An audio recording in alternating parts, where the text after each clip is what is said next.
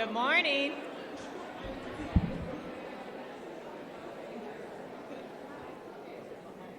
I know everybody is really excited to hear the safety briefing the first thing this morning, so that's what we're going to do.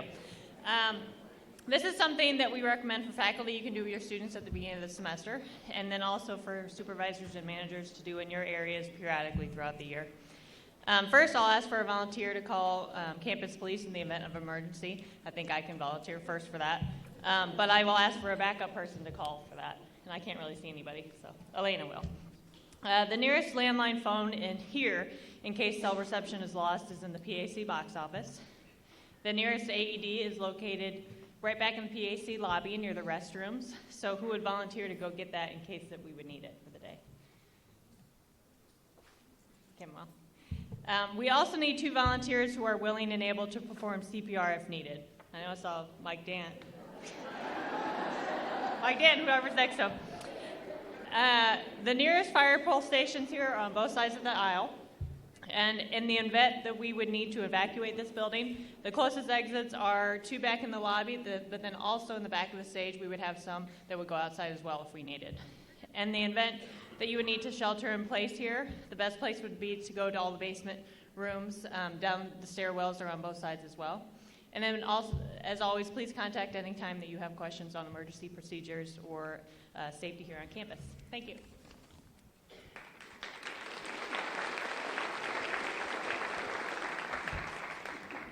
It doesn't matter if your days are long. Sing. It doesn't matter if your night's gone wrong. Sing. Just clap your hands and stamp your feet and sing it. Oh, oh, oh, It doesn't matter if you let you go. Sing. It doesn't matter if you hurt you so. Sing. Get up and dance. Just feel that beat and sing it. Oh, oh, oh. I don't know what you've been told, but music makes you lose control. Sing, sing, sing, sing, sing it out as loud as you can. Make 'em Hear you from LA to Japan. Don't let 'em bring you down, This is down, how we down, do it now. Go and roll the down, windows down and sing, sing, sing, sing, sing it with your hands in the sky. Light it Up like it's the 4th of July. Don't let 'em bring you down, You know down, what I'm down, talking about. Down, down, down. It doesn't matter if you're way off track. Sing. Feel like you're headed for a heart attack. Sing. Just raise your voice and bring the noise and sing it. Oh, oh, oh, oh. Sing for your mother, sing for your daughter, sing for your sisters, mistress, best friend, brother, sing. I don't know what you've been told, but music makes you lose control. Sing, sing, sing, sing, sing it out as loud as you can. Make 'em Hear you from LA to Japan. Don't let 'em bring you down, Down, down, down, go down, round, down, down. Sing, sing, sing, sing, sing it with your hands in the sky. Light it Up like it's the 4th of July. Don't let 'em bring you down, You know what I'm talking about. Down, down, down. Sing it for your mama, eh? Sing it for your papa, eh? Sing it for the whole world, boy or girl, you're number one, eh? Beat on the beat, okay? I'm the human of the AOA. Go ahead, just sing, don't stop, cause the beat don't stop. No, wait. Sing, sing, sing, sing it out as loud as you can. Make 'em Hear you from LA to Japan. Don't let 'em bring you down, This is how we do down, it now. Go and roll them down, down. Sing, sing, sing, sing, sing it with your hands in the sky. Light it Up like it's the 4th of July. Don't let 'em bring you down, You know what I'm talking about. Down, down, down, down, down, down, down, down, down. Sing.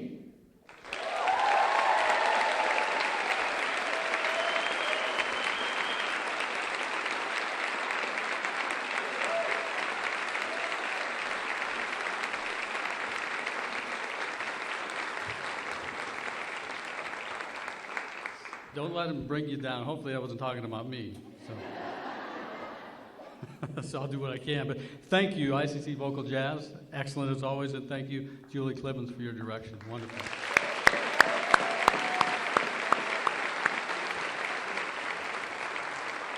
Also, thank you, Lieutenant Swiderski, for keeping us safe. Again, welcome to this year's celebration of learning. I know some of you might be a bit worried.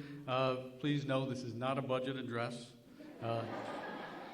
No math involved this morning at this point. I just have the honor to do the welcome this year, and it is an honor, and I appreciate it.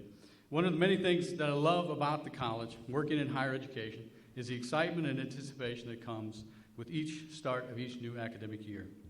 And I understand and appreciate all the preparation that takes place during the summer in all the areas of the college. You see how beautiful the grounds are. We had a wonderful breakfast today. Obviously, all of you are updating your syllabus, maybe right now as we talk. I'm not sure. But as we move ahead, and before we move ahead, I wanted to take a moment to reflect back and say thanks to all of you, and particularly for the efforts and support of our students through a rather tumultuous year last year, a unique year, no doubt. I valued the opportunities that I had in the past year to work with many of you in a different role, and this experience left me with a stronger appreciation of the talents and the character of the employees of our college, and some for the characters in our college, too. That's what makes us a family, all right? We no doubt still face challenges. We look to state funding, enrollment trends, etc., but I come into this year with a greater sense of optimism about our future.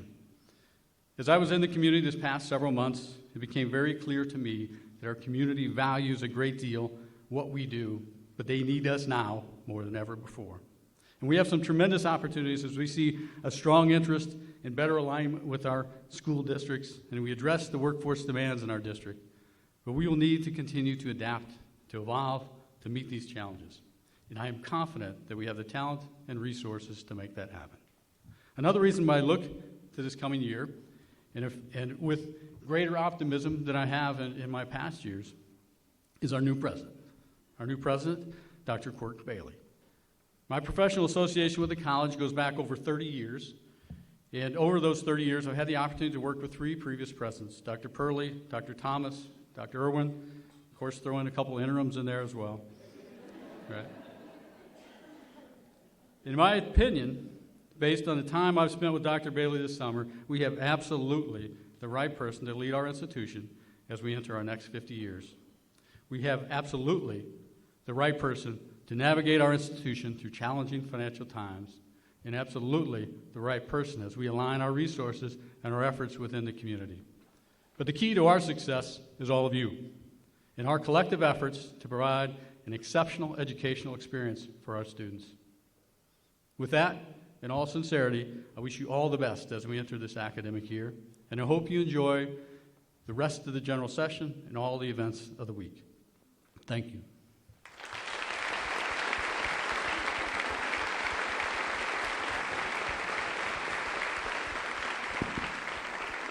One thing I want to point out and thank Dr. Frank McAmin, our trustee, Board of Trustees, that is here with us. Thank you for coming, Frank. Appreciate that. And also, before we hear from the ever-eloquent Brent Gokin, once again, ICC Vocal Jazz, please.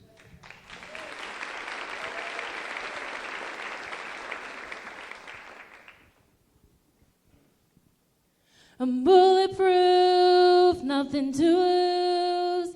Far away, ricochet, you take your aim. Far away, Don't you worry, there was a time when it's all over. in a happy When I'm home. wiser and I'm older. So wake me up, Across the blue so wake me up, Don't you worry, bulletproof, nothing so wake me up, Don't you worry, so wake me up. There was a time I used to look into my father's eyes. In a happy home, I was a king, I had a golden throne. Those days are gone, yet memories on the wall. I hear the songs from the places where I have gone. I'm bulletproof, nothing to lose. Far away, ricochet, you take your aim. Far away, shield me down.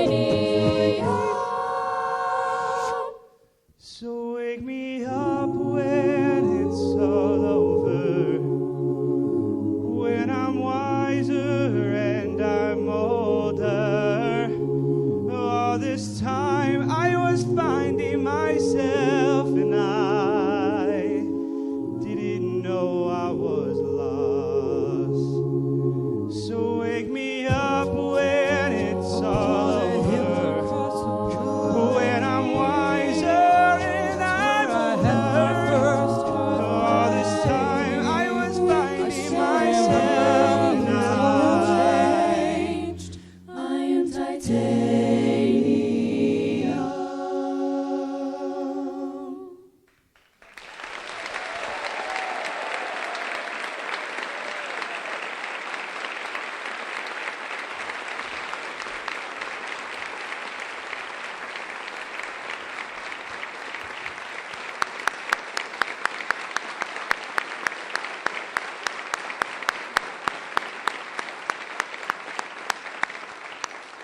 And that is what you call pure talent. I mean, they are phenomenal. Give them another hand.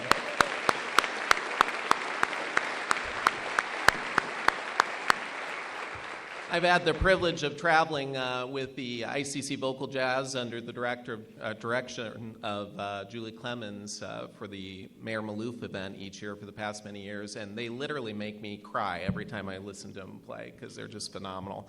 So we thank them for their talents and sharing them with us this morning. Good morning, everyone. It is indeed exciting to be here at the start of the 2016 academic year and kicking off our annual Celebration of Learning event. If you haven't already noticed, our campus is bustling with activity as the advisors enroll students in last-minute classes. Building and maintenance personnel put the finishing touches on our beautiful halls and fine classrooms. The cafeteria staff work on weeks of upcoming menus. And by the way, the coconut chicken with mango salsa is the bomb. So I'm hoping that will appear at some point this semester.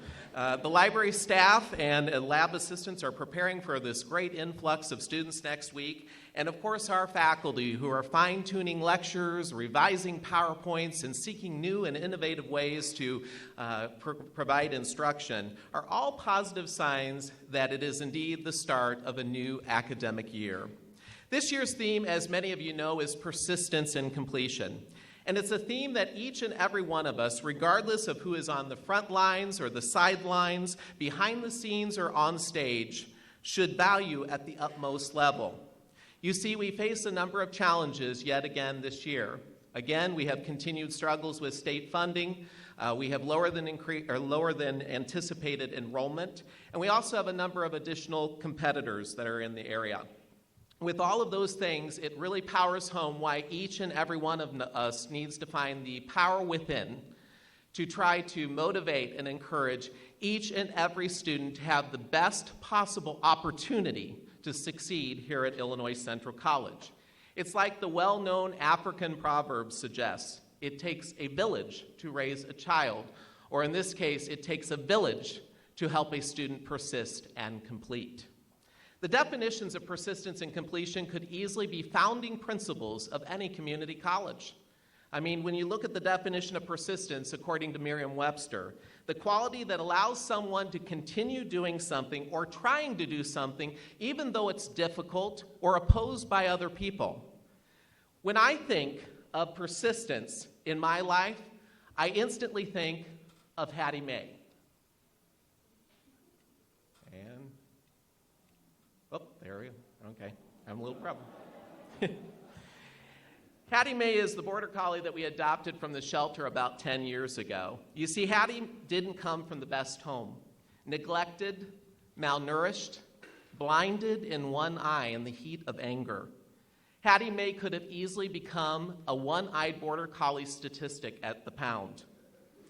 I can still remember seeing her for the first time. I'm sure many of you have seen the pound or visited at some point, and this day was very similar. I mean, you have all the dogs jumping up and down as fast as they can. Every one of them is barking as loud as they can. It doesn't matter how old they are or how young they are. They're trying to get your attention.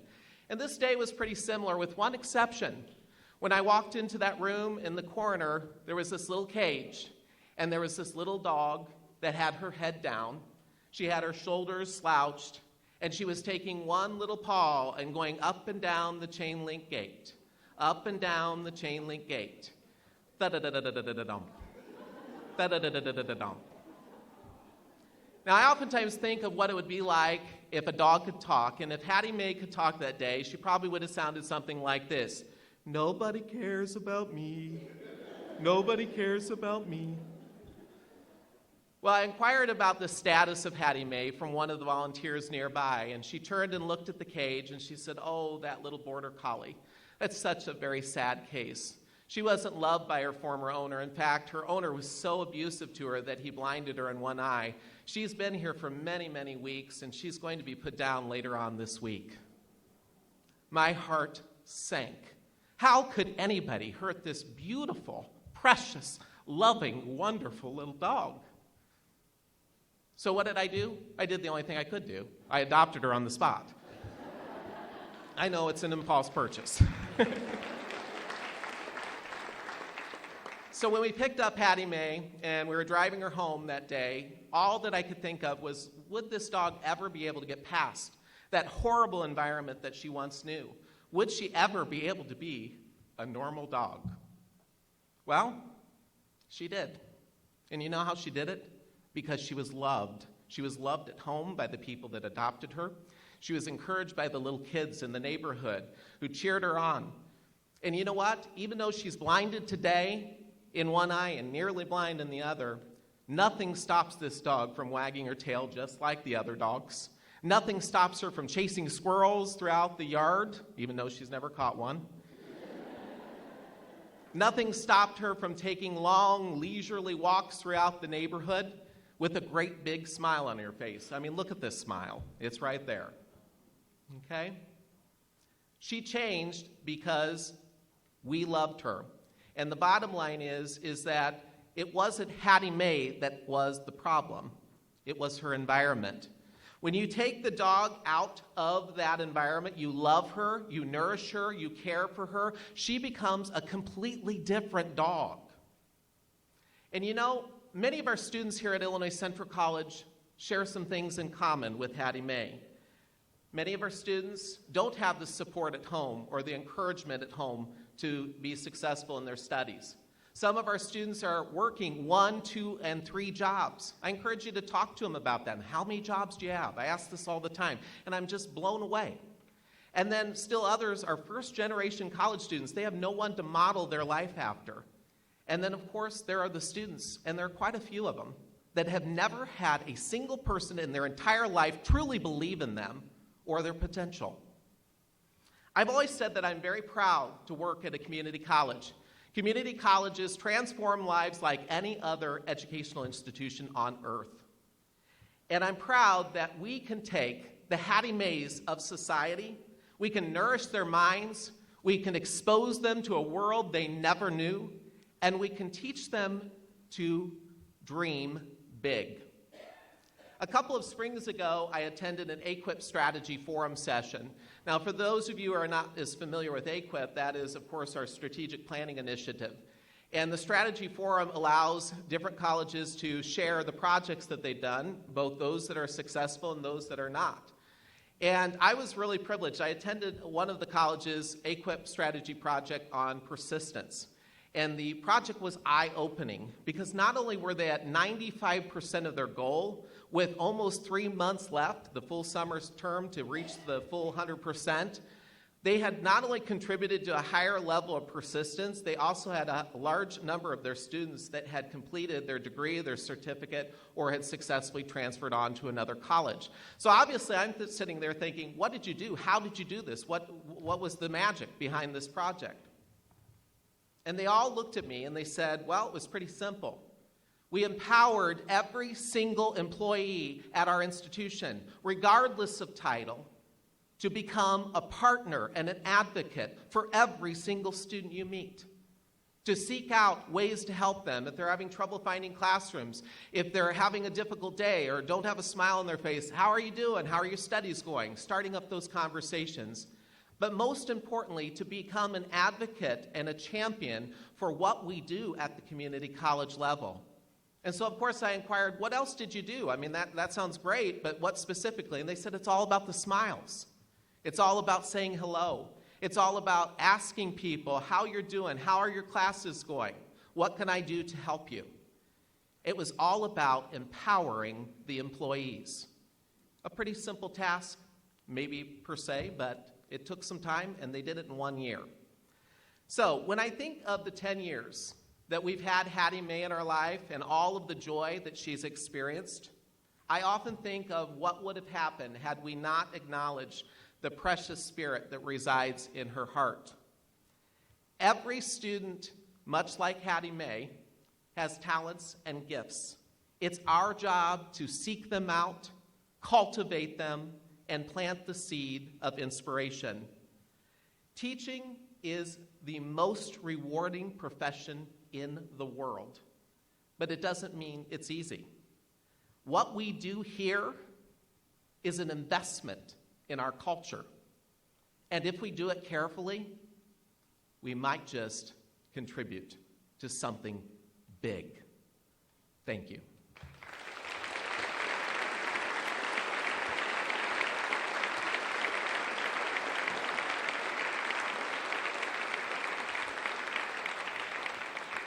It is now my privilege to introduce Marty Bloodshall, Vice President of Human Resources, and Dr. Margaret Swanson, our Academic Provost.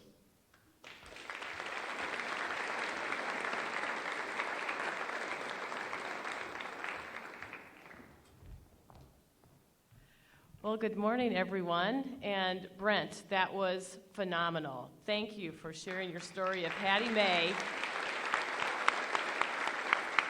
And I think that it's going to cause a lot of us to reflect upon the Hattie Maes that we have here at Illinois Central College and how we can make them grow and develop into meeting their professional and personal goals. So thank you again, Brent. Well, we've had a lot of, well, first of all, I didn't think I was going to be here, okay? So, anyway, I guess there's something about that word persist that holds true here. But anyway,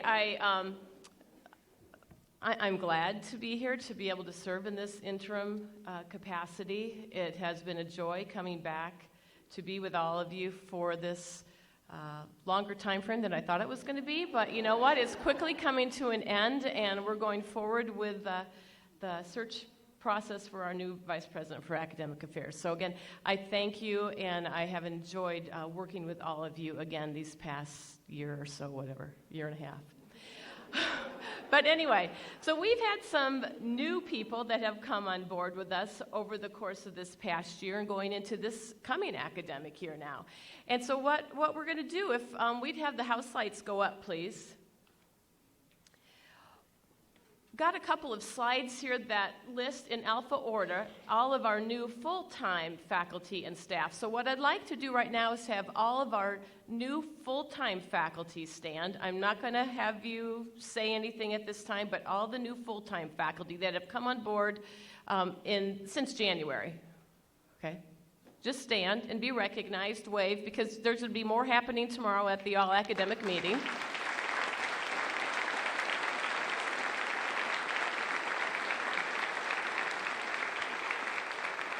And then, do we have any new adjunct faculty with us that have come on board since January? And if so, if you would stand to be recognized.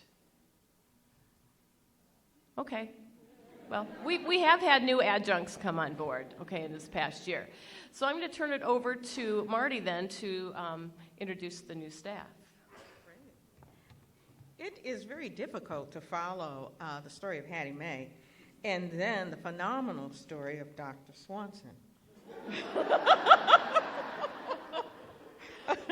I have enjoyed working with her, will continue to enjoy her friendship, and want to say on behalf of the college, I'm so glad you're here. Oh, thank you.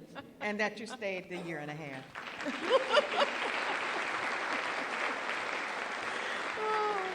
Now, will all new full-time staff employees please stand? All new full-time staff.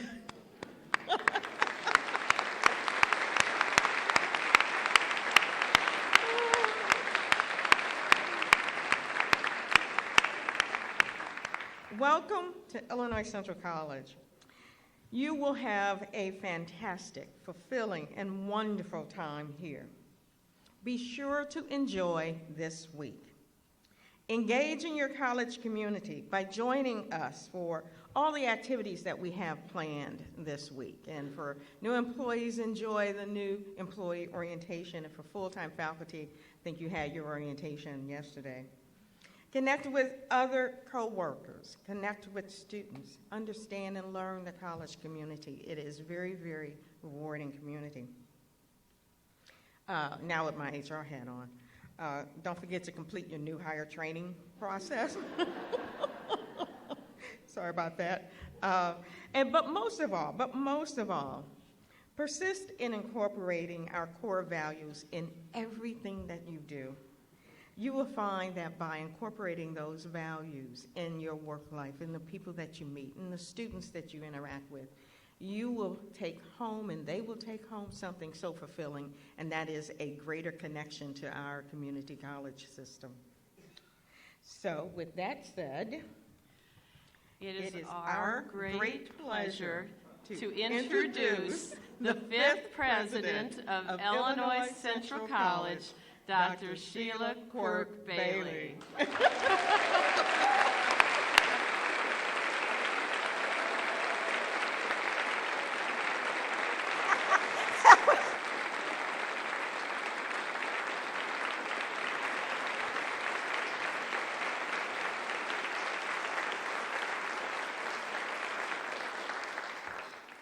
Wow, there's nothing like being greeted in stereo. Wasn't that amazing? That was great. I'm so excited to be here this morning, and we're going to talk about how together we can accomplish some things. But before I get started, I just wanted to say a couple of things in terms of what has been going on over the last year. And in particular, I wanted to thank Bruce Buddy. Bruce, if you could stand. The leadership...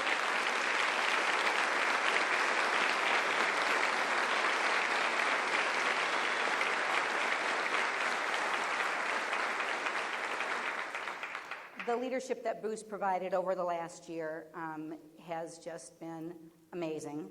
And you heard all the wonderful things he had to say about me. He's so excited to be back to one job right now that I think he'd probably say anything. But, it's difficult when you see? So, but when you have changes in leadership and interims and that kind of variability, that's a very difficult organization to lead. And so I'd like to thank Bruce for his leadership in helping sort of guide you through a very difficult year. That being said, I'd also like to thank Professor Gulkin. Wasn't he amazing up here?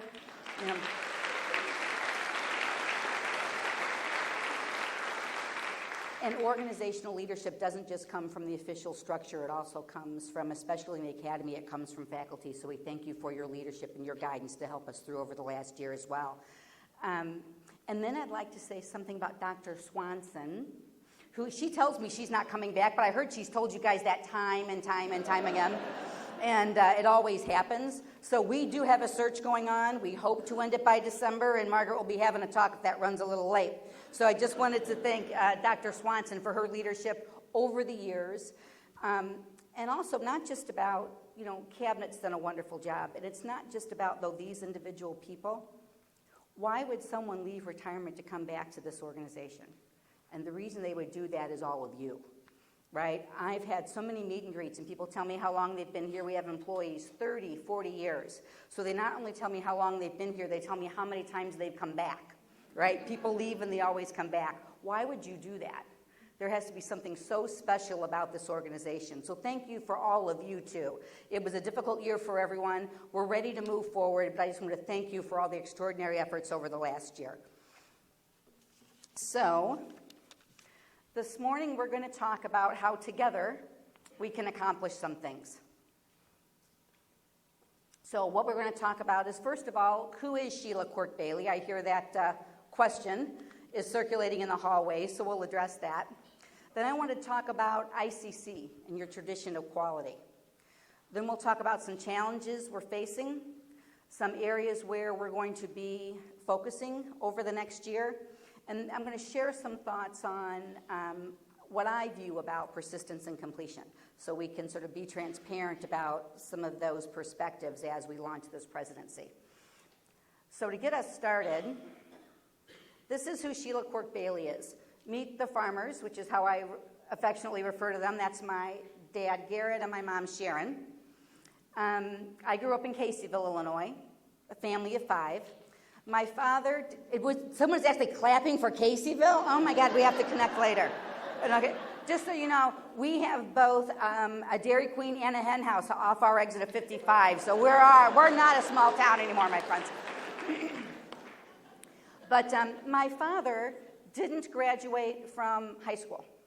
In fact, he barely made it out of 8th grade. He left the farm in southeast Missouri, moved to St. Louis, and went to work at a Chevy plant. And he raised 5 children together with my mother. They bought and paid off a home.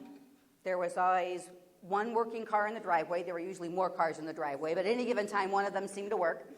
And he provided for us, and we had a wonderful middle-class life. I was the first person in my family to go on to college. So who Sheila Quirk Bailey is, it's not about what my father didn't accomplish. It's about what he did accomplish.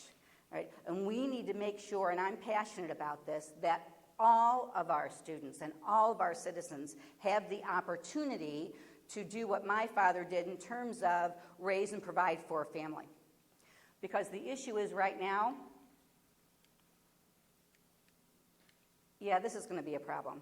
I got it. Next year I want to use just a big button that just goes forward. But right now in the United States, people can't do what my father did. Right? If you don't graduate from high school, you will not earn a family-sustaining wage for your family. And in fact, even if you graduate from high school, it'll be hard to do that. It takes a post-secondary degree in the United States right now to be able to provide for a family. And that's the exciting thing about being here. I'm passionate about that. That's what we provide this community. We can change futures and change lives, and I'm very excited to be here to do that with you. So why did I choose ICC? Well, first of all, you chose me. So if you have some complaints later, then you know who to blame for that. But the reason I chose ICC, to be very clear, is because of your quality. And all of you did that. You created this quality institution. Currently, you have a 26% graduation rate.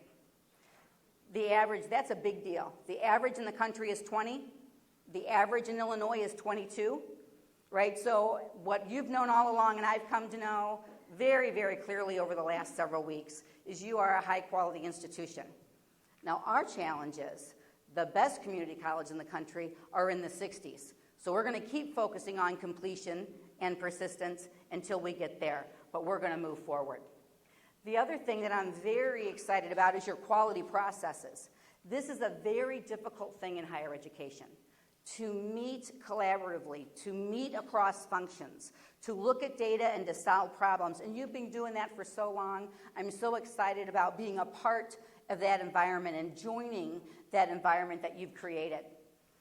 And then, when we were working on this slide, I was like, how do I put in one slide all the other quality things you do over the course of the year? So the font kept getting smaller and smaller, and Cheryl kept saying, you can't go that small. But the last line says, man, many, many, many more. You have tremendous outcomes in academics, in your student support, in your support of the college. I think what you've done with body cams for the police is amazing. I mean, you can't look at any given part of this college and not find quality. And you did that, and I'm very excited to be part of that environment.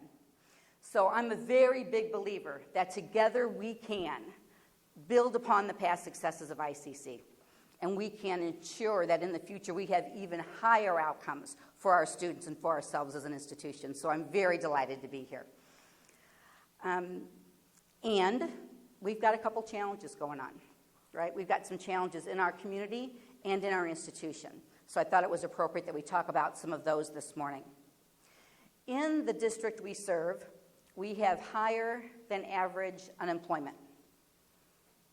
In the district we serve, we have a shrinking labor force. And in the district we serve, we have an increasing rate of poverty, right? That's stacking up a lot of challenges against a local community college. We've got our work cut out for us. This last statistic, though, is particularly important because currently in the United States, you have never been more likely to die poor if you were born poor than ever before in our history. Right? So I know what you're thinking now, man, she's a downer, right? You're talking about all these heavy issues. But I'm serious. There are challenges here, but there is a bright side to this. Do you know the only thing that's ever broken this pattern in the history of our country is a post-secondary degree with labor market value, and that's what we are here to do. We are here to provide those opportunities for our community and our students, and we can really make a difference. Another interesting fact is in communities, and there are some aligned projects going on across the country and collaborations by higher education institutions. So for communities that have raised the standard of education in their community, even 1 year, so the average level of education is no longer just high school, it's a credential, 1-year credential past high school, the GDP of that region went up over 17%. So there is a bright side to this. We are in the driver's seat to partner with our community and really make some things happen. And I'm very excited about that and have the utmost confidence that we can do that as an institution.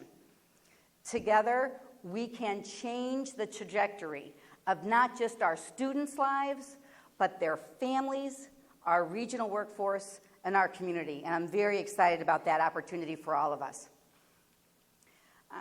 And we also have some challenges basically within ICC. It's not just in the community. And our biggest challenge this year is going to be our funding. So when I started here a few weeks ago, the budget at that point had assumed a 2% decrease in enrollment. As you know, we've been trending well over that. So I have to commend the cabinet. Over the last several weeks, we have budgeted a 6% decrease in enrollment and took another $1 million out of the budget, trying to find a way to balance off our resources with our outflow and expenses. So if that isn't bad enough, right, you've got the enrollment side of the equation, and then we have the state funding side of the equation. So luckily, we received more money from the state so far this year than we did last year. So we got, I know it isn't saying much. Where's the laugh coming from? Yeah, that's not saying much, folks.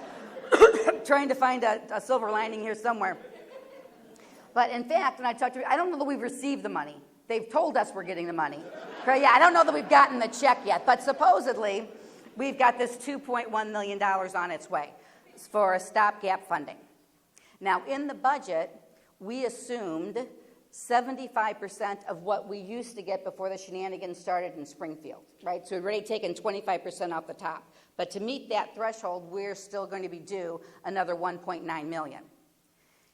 If that money doesn't materialize, we're going to have to create a contingency plan then to still cover the budget, okay? So I can't tell you exactly what that looks like, but I can tell you how we're going to approach that. We are taking a very strict line in terms of refilling positions now on campus. Every position that's opened now goes to cabinet. We will determine how mission critical it is, and we're going to try to manage as much as we can through attrition. Okay? We will be transparent about what we're doing, so when a position isn't being refilled, we're being very clear with that department and what's going on and why. We're going to continue to communicate, and after the census date, so once we get past day 10 and we really know what enrollment worked out to be first semester and where we are, Bruce and I will take this stage again, and we're going to do a state of the budget address. And we will lay out all the detail at that point once we know what those numbers are and how we're going to go forward. Okay, and we'll talk a little bit more about how you can get involved in that process here in a minute. In order to respond to all that, I've got some things to ask of you. If we're going to be successful in figuring out this current financial challenge, I'm going to need everyone to be flexible. We're going to need to support each other. We're going to have to think about our jobs differently and be open to reorganizations and moving things around so we can still provide the quality our community and our students need in a different format. So I'm going to need you to be flexible.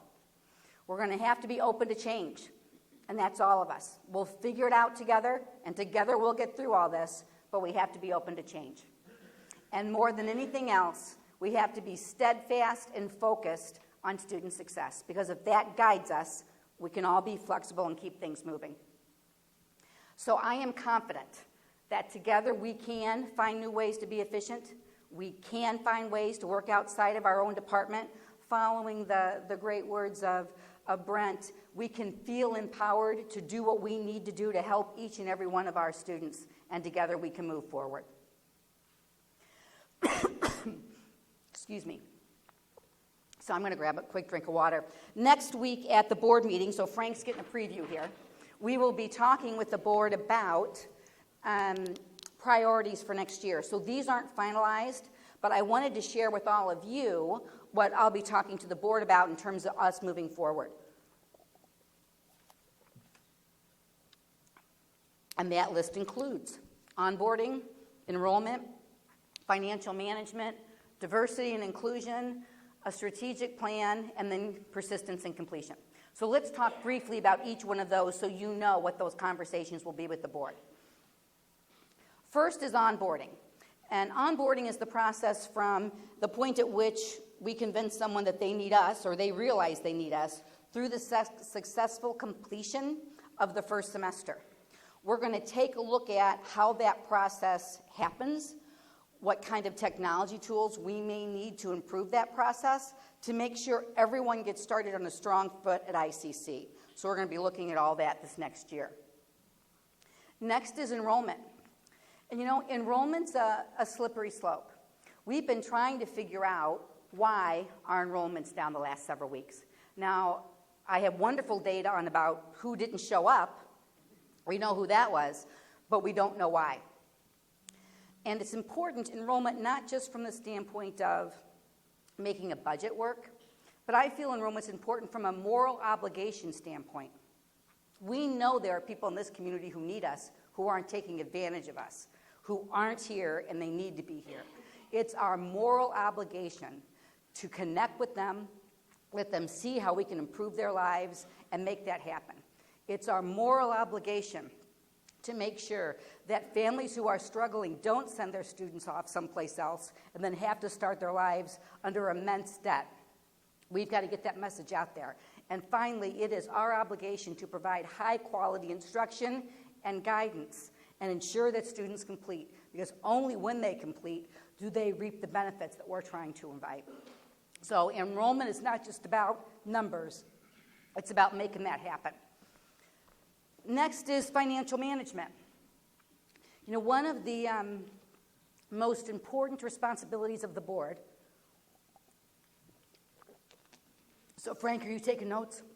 One of the most important responsibilities of the board is to ensure the college is viable for future generations, right? It's not just all about a current situation. It's about making sure we continue to be here for this community, which means we can't spend more than we take in.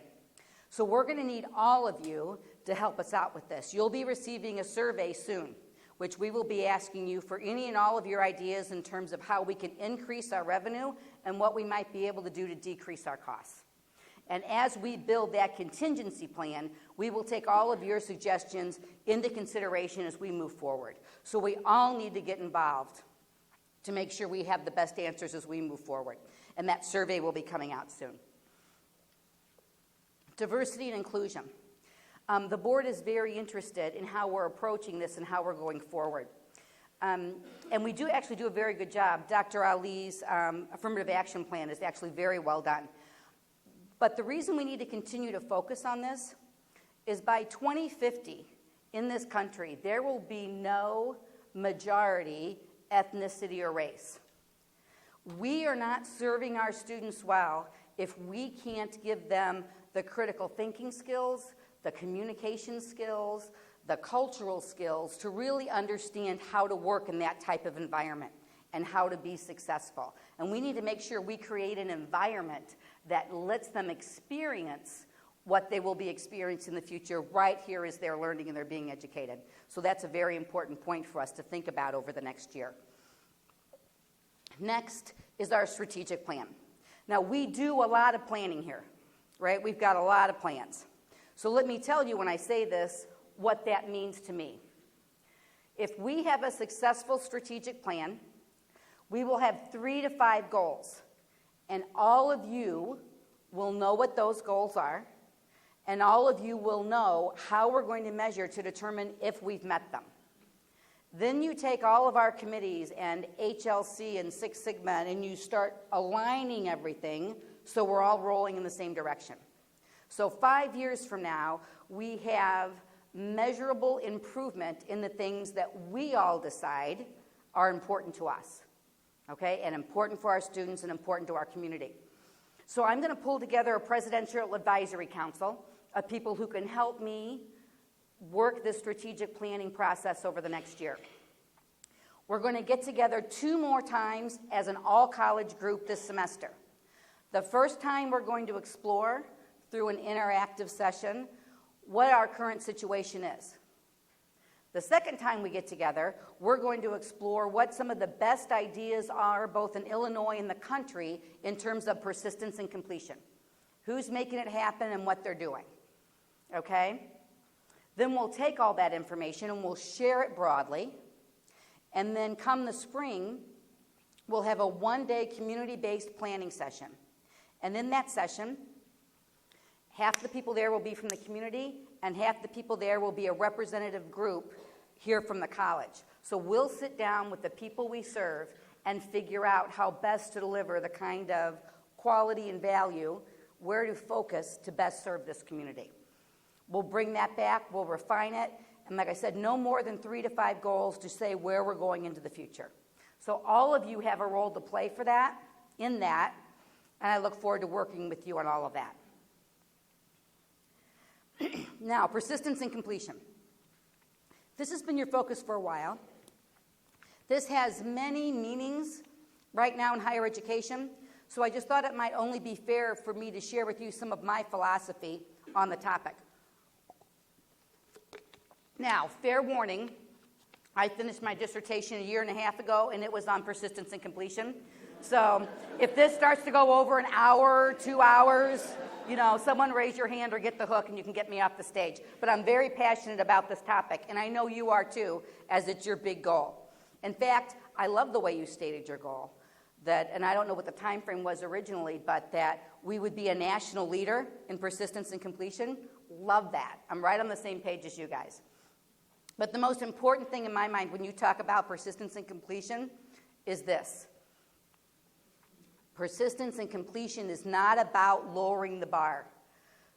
To provide our students with credentials that are of low quality because we lowered our standards doesn't help them and it doesn't help us. We need to get together to help more students over the bar, not lower the bar. And that's our challenge in terms of persistence and completion. The next issue with persistence and completion is going from treating people equally to equitably to removing barriers. And it's that last stage that I'm most interested in. We've known in higher education for a while that you can't treat everyone equally because they don't come from the same places, they don't have the same experiences, right? So we move on to be equitable. Some people get more help than others because that's what they need. What I'm most interested in is the final picture. What have we done for hundreds of years in the academy that no longer serves our students well, that if we would change those things, everybody is more successful, right? So I'm interested in figuring out where those fences are and helping everyone see through them and get around them. Next issue is scalability. When college campuses focus on completion, it's so easy to find something that works with a group of 20 students, only in time period 2 to realize we don't have the resources or the support to actually make that happen for everybody who needs it. We need to focus on everybody who needs it. So as we determine how we want to move forward, we need to keep in mind designing our changes for the institution in such a way that everybody can be supported. Next is partnerships. There's not enough resources to do it alone, nor do we have to do it alone. There are amazing resources in Central Illinois. So if we partner and collaborate, we can bring a tremendous amount of value and support to our students without having to do anything by ourselves. We also need to think outside of our silos. We have in education, across the board, have always been pointers when it comes to our colleagues, right? So in college we say, if only they in high school would have done a better job, our students would be ready, right? And in high school, they say if those people in middle school would have done a better job. You getting the drift here? In middle school, they say they didn't do a great job in elementary school, and eventually it's some poor single mother's fault, right, that her child can't do math by the time he gets to college. We need to not work in those silos. We need to figure out what those alignment issues are and really work to make sure we can bring more success to all. They're all our students, right? Through the entire chain, they're all our students, and there are things we can do to help make the region more successful. And the last thing, and you guys do this pretty well, is working with data, right? So this isn't about here's what we think could work. We don't have the resources to guess. We need to really take a look at what's going on. We need to talk to the people impacted and figure out why it's going on. And I am completely convinced that once we have those two things together, we can put together teams who can figure out how to solve our problems. And that's where we're trying to get to. So I am completely convinced that together we can apply these principles, we can improve outcomes for our students and our community, and we can have a positive impact. So I'd like to leave you today with just one other thing. I got some help from Cheryl's area to pull together a little video that reinforces some of the topics we've talked about. So I'm delighted to be here. Thank you very much, and just a parting thought. In a single generation, we've fallen from first place to 12th place in college graduation rates for young adults.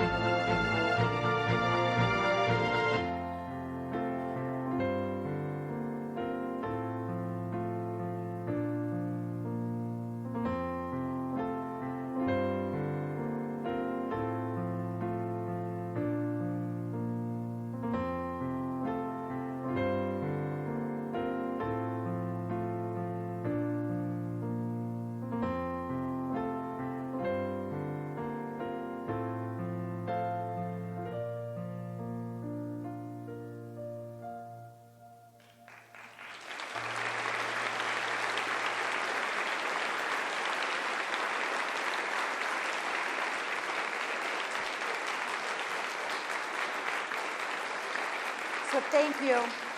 Thank you. I'd like to introduce Stephanie Holmes, who's going to talk a minute about the foundation. And I have to thank her for not using that flag, because I'm sure I went overtime as I didn't get off the stage. So. I I did this just for Dr. Cork Bailey. I had to inform her about our annual community celebration for the scholarship recipients. And each year I make the president wear some interesting costume. And she said, "Oh, you're joking. You don't really do that." And she started checking around with people, and she thought I had them up to the game that when they told her, "Yeah, you need to wear a costume." So this is just the beginning. No, in all seriousness, I wore this today because I heard Bruce Betty was going to be here, and I was afraid the building would be put under construction. But it's a little hard to see right now, so let me. Okay. So I am excited because every week during the Celebration of Learning, we kick off the Employee Campaign. And the Employee Campaign means so much to the foundation because employees like you give back to our students and make sure that we're providing an exceptional educational experience here at ICC. I know we've heard it over and over again that state budget constraints have caused a lot of burdens for us. It's caused a lot of stress, and it's caused a lot of us to look at our budgets and pull back. The foundation has received a countless number of financial requests this year. Those have increased, and we understand that the reason this is happening is because you, the faculty and staff, understand the importance of offering many of these projects and programs to our students, and you are looking for any means possible to continue to provide this educational experience for our students. So with that, I want to ask you all to join me this year in supporting the Employee Campaign. We will be coming around to your department meetings to share with you more about what's going on with the Employee Campaign. I have a number of volunteers in the audience today who are serving on our Employee Campaign Committee that will be sharing more with you about how you too can get involved in giving back to our students. We could not do it without you. It really is about you when it comes to this Employee Campaign. Last year, over $100,000 was committed back to our students because of your support. Not to mention, since we started the Employee Campaign in 2003, over $1 million has come back from our faculty and staff. So for that, please give yourself a round of applause.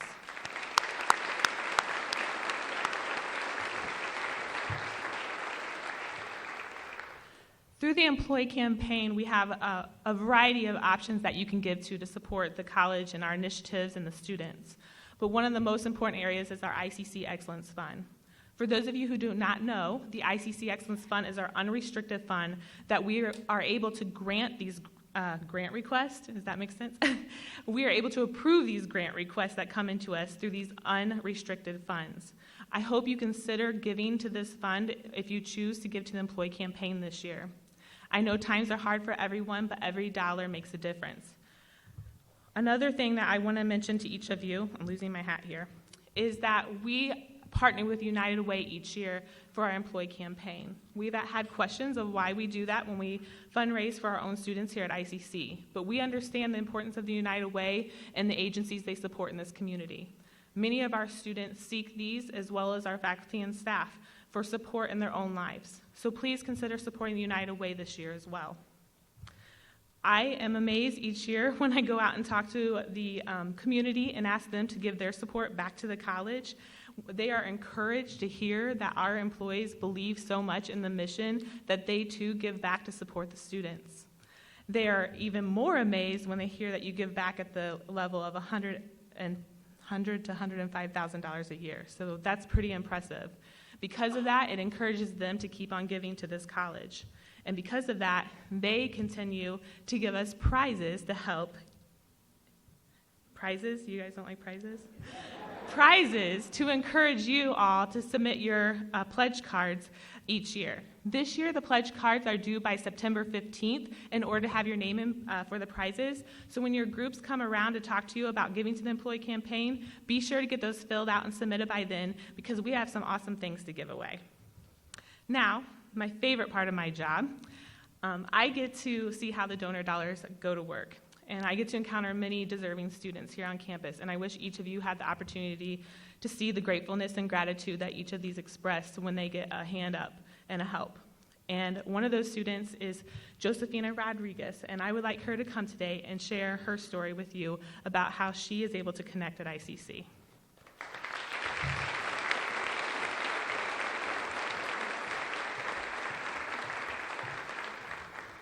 Good morning, everybody.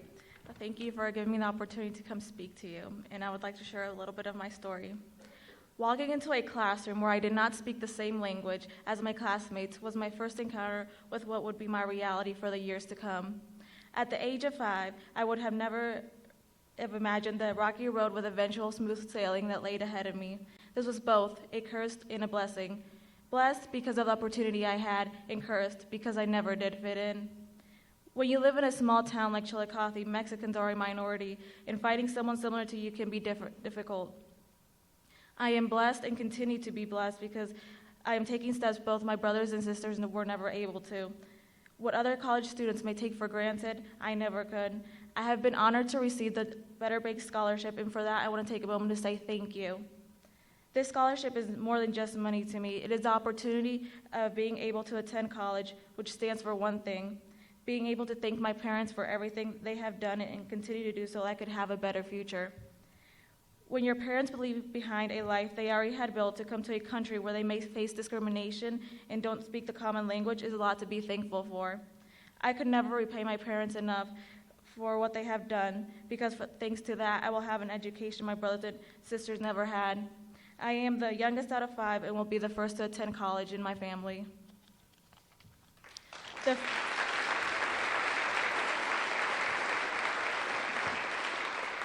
The first years of my education were full of hardships because I was learning a new language while also assimilating to a new culture. At school, I spoke English and learned and embraced the American culture, while at home, I only spoke Spanish and embraced the Mexican culture. That was not the only thing that made my first years hard. It was also the fact my mother didn't speak any English and my father spoke very little. I was on my own for homework and any school-related issues, other than my aunt, who was the only one that spoke fluent English, who would help me sometimes. For those obstacles, I am thankful because it has shaped me into the independent person I am today. I graduated from Illinois Valley Central High School on the honor roll while being involved in student council, soccer, and French National Honor Society. Yes, I was learning a third language. Finishing high school is a great accomplishment for some Mexican families. So for a while, the topic of going to college had been a touchy subject. At first, my father had been reluctant to the idea of me going to college because I would possibly be moving away. In a typical Mexican household, young women do not move out of their parents' house until they are married. After seeing what I was able to achieve during my high school years and that it was something I really wanted in a lot of persistence, he opened up to the idea. Senior year of high school directed me where I wanted to go with my future. I was able to participate in the cooperative education program my school offered. The program gave me the opportunity to get my foot in the door at Caterpillar. I am now entering my second year as a student trainee/intern at the engineering library and will continue to do so as I attend ICC. This experience gave me this opportunity, let me learn how a business works. Caterpillar is a very diverse workplace, and I've had the chance to meet other people who, like me, speak English as a second language. The diversity and atmosphere I encounter while working there is the reason I will be pursuing a degree in business. I will be attending ICC for 2 years and transfer to ISU and study business and eventually obtain a MBA. This scholarship is for those dreams to become a reality, for the no's to become a yes, so that one day I can turn to my parents and say, I did it, and to show them that their hard work and my persistence paid off. Scholarships help so that more people like me can reach their goals. A scholarship isn't just money. It is one more stone added to the construction of a dream. It is the ability to be the difference, to be a change, because the struggle you are in today is developing the strength you need for tomorrow. Martin Luther King Jr. once said, if you cannot fly, then run. If you cannot fly, then run. If you cannot run, then walk. If you cannot walk, then crawl. But do whatever you have to do to keep moving forward. On behalf of myself and any other student who may have received a scholarship from the ICC Foundation, I want to say thank you and express my sincere gratitude. Thank you for listening to my story.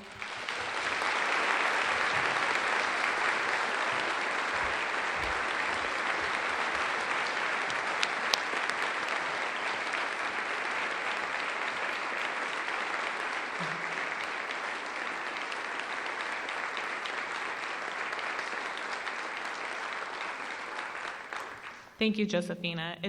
It's very nerve-wracking to stand in front of all of you and share your story. So I commend the students each year who come up here and want to show you their appreciation by sharing a little about themselves. So thank you so much for doing that. Well, I didn't come up in construction attire just for any old reason. This year, the employee campaign is titled Paving the Way for a Better Tomorrow. And with that, I love the connect, engage, persist, and complete. Because in the foundation, we're doing just that. We're connecting students like Josephina through scholarships. We're helping students get engaged by approving grants for technology, for equipment that's needed, for the projects our faculty need to make our students successful here at ICC. We're showing persistence in the student named John who came to my office last year. He had been laid off from his job, and he cried when I told him that we had support through our faculty and staff to help him get into his new apartment and get it furnished. We helped him get through that semester. We help students like Cleo complete. If you recall, Cleo stole the show at commencement when he took a selfie with Margaret Swanson. Just the semester prior, he was in my office, broken, did not know how he was going to finish the last semester because financially he couldn't afford it. You made a difference in that student's life. You allowed them to connect, engage, persist, and complete. So please join your fellow faculty and staff in supporting this year's employee campaign. I ask you to join me in thinking about the 1% Club and in giving back 1% of your salary to the students here. I guarantee you it will make a difference in a life. Now, together, we can pave the way for a better tomorrow.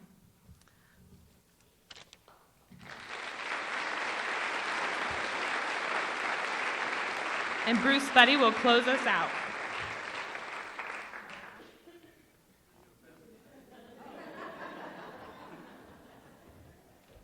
Thanks for the construction. I think we're going to be construction in the foundation area, if I think next.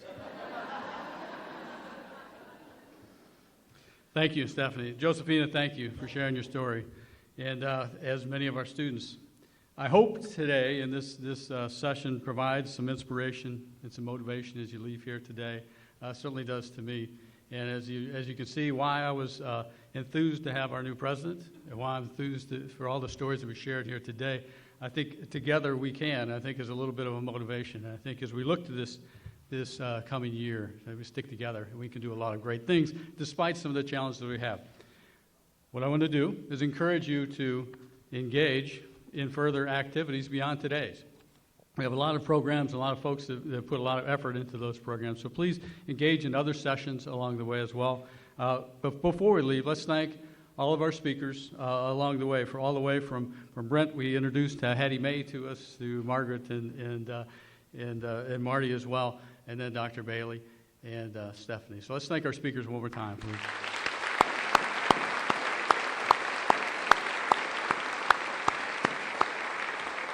And Josephina, this is why we're here doing what we do. So thank you for sharing your story again, and thank you all for your time and attention. You're free to go on and engage in other activities.